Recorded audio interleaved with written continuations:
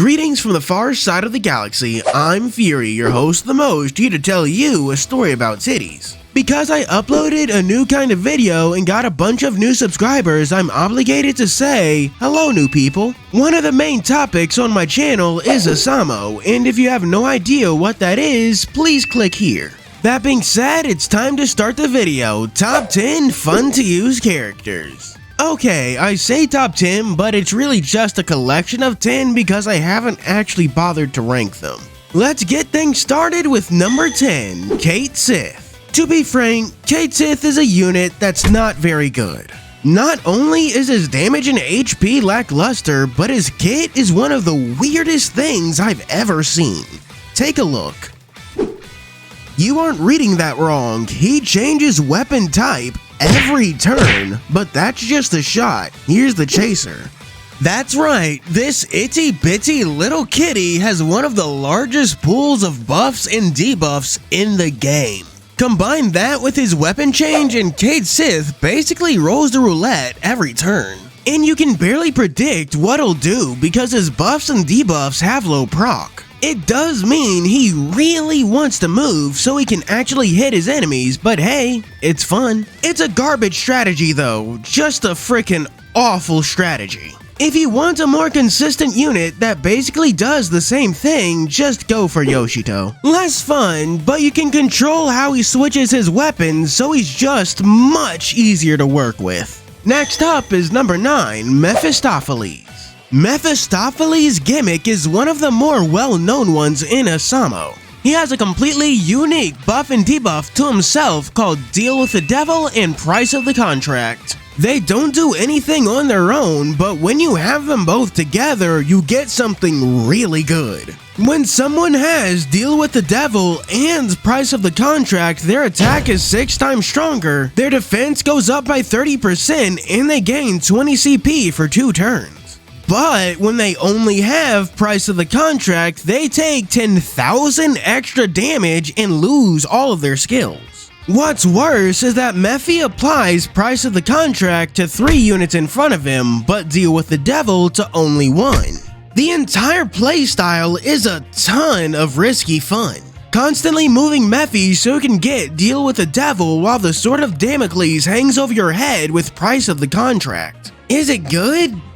Kinda. If you sacrifice your other units so Mephi can focus on one good attacker, you can get some pretty insane damage. I usually do this with Hot Springs Horkyu, but there are some other units. Number 8, Hermes. I know I talked about this one before, mostly because he's one of my favorite units, even if he keeps getting in the way of Nomad.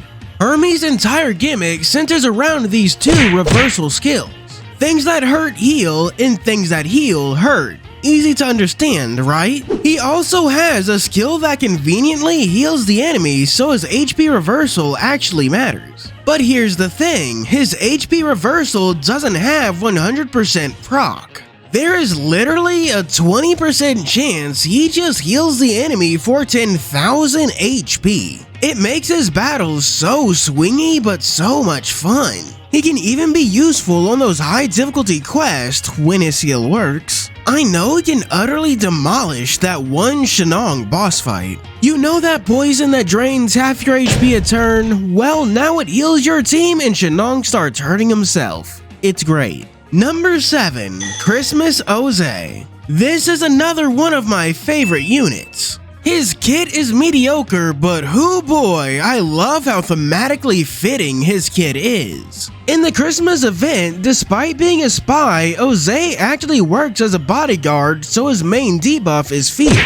He applies fear to any enemies in front of him, literally intimidating those that see him. While he's behind whoever he's supposed to protect, he not only applies buffs to himself, but heals anyone he's adjacent to. And when he attacks, he not only gains combo, but melee defense so he can take the hit for his client. This unit is the best example I can think of Life Runners making a kit suited to a character.